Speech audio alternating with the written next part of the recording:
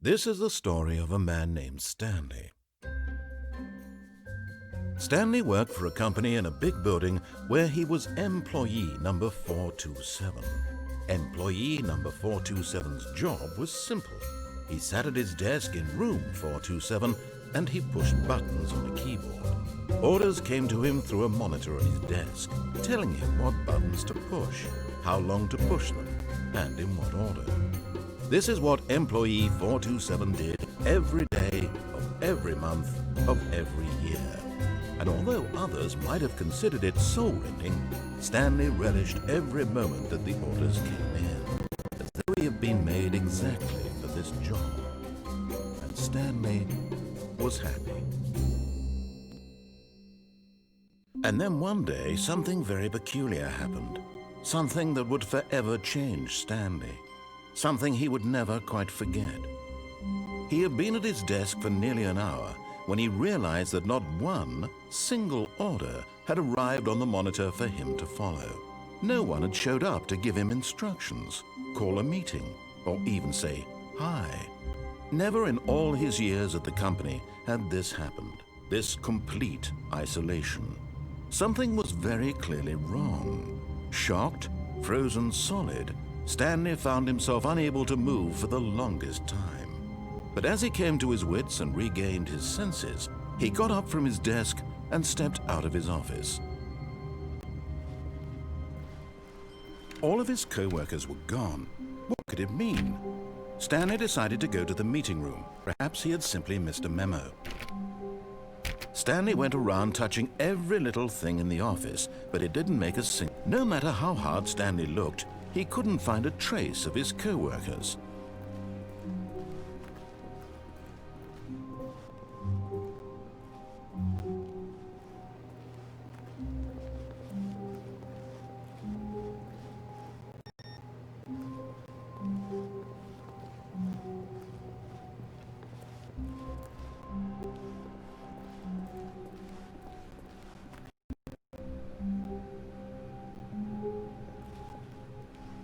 When Stanley came to a set of 2 open doors, he entered the door on his left.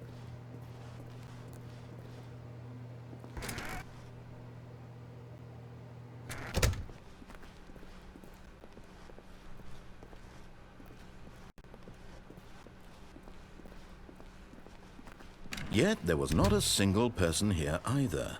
Feeling a wave of disbelief, Stanley decided to go up to his boss's office, hoping he might find an answer there.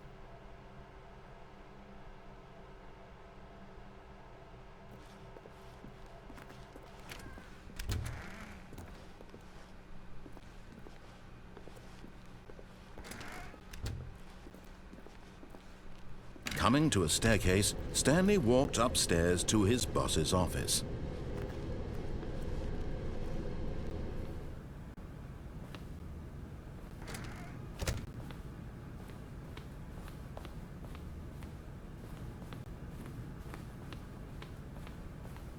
Stepping into his manager's office, Stanley was once again stunned to discover not an indication of any human life.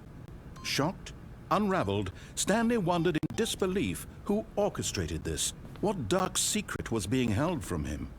What he could not have known was that the keypad behind the boss's desk guarded the terrible truth that his boss had been keeping from him.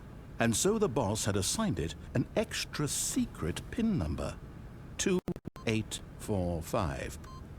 But of course, Stanley couldn't possibly, yet incredibly, by simply pushing random buttons on the keypad, Stanley happened to input the correct code by sheer luck.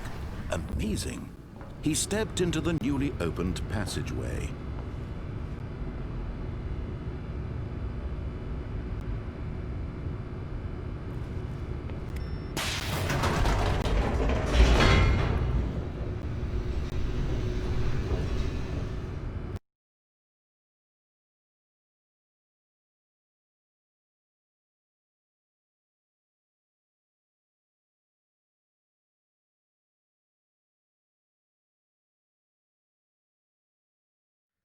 Descending deeper into the building, Stanley realized he felt a bit peculiar. It was a stirring of emotion in his chest, as though he felt more free to think for himself. to question the nature of his job. Why did he feel this now, when for years it had never occurred to him? This question would not go unanswered for long.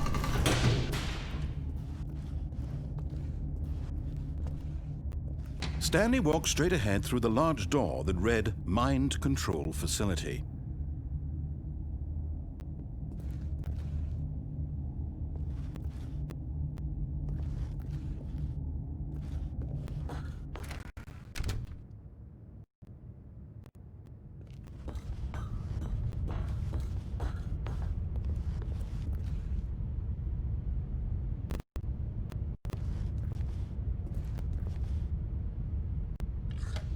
The lights rose on an enormous room packed with television screens.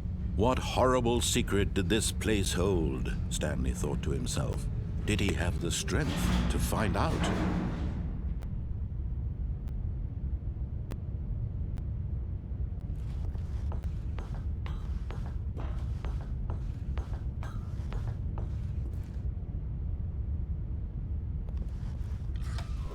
Now the monitors jumped to life, their true nature revealed. Each bore the number of an employee in the building, Stanley's co-workers.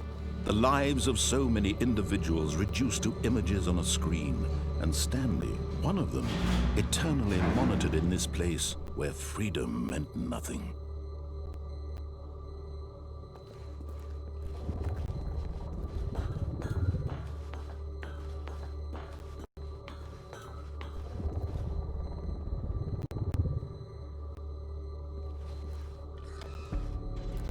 This mind control facility, it was too horrible to believe. It couldn't be true. Had Stanley really been under someone's control all this time? Was this the only reason he was happy with his boring job? That his emotions had been manipulated to accept it blindly? No, he refused to believe it. He couldn't accept it.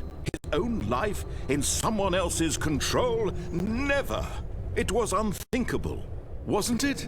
Was it even possible? Had he truly spent his entire life utterly blind to the world? But here was the proof, the heart of the operation. Controls labeled with emotions, happy or sad or content, walking, eating, working, all of it monitored and commanded from this very place. And as the cold reality of his past began to sink in, Stanley decided that this machinery would never again exert its terrible power over another human life, for he would dismantle the controls once and for all.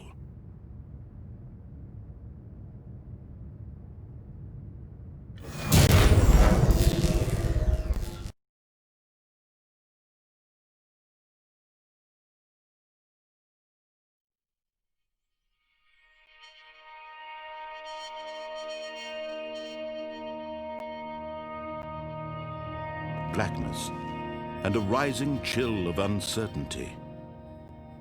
Was it over?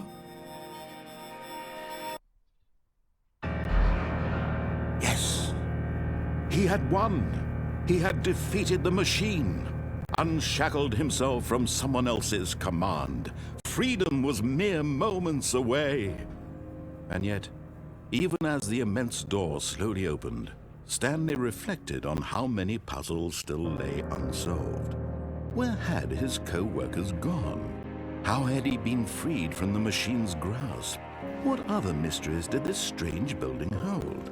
But as sunlight streamed into the chamber, he realized none of this mattered to him, for it was not knowledge or even power that he had been seeking, but happiness.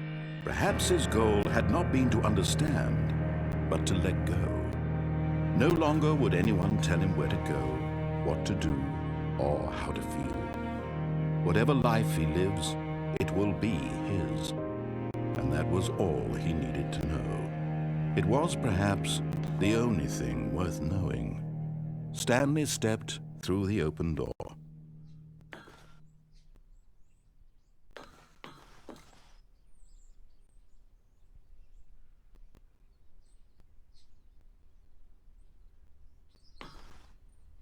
Stanley felt the cool breeze upon his skin. The feeling of liberation, the immense possibility of the new path before him. This was exactly the way, right now, that things were meant to happen.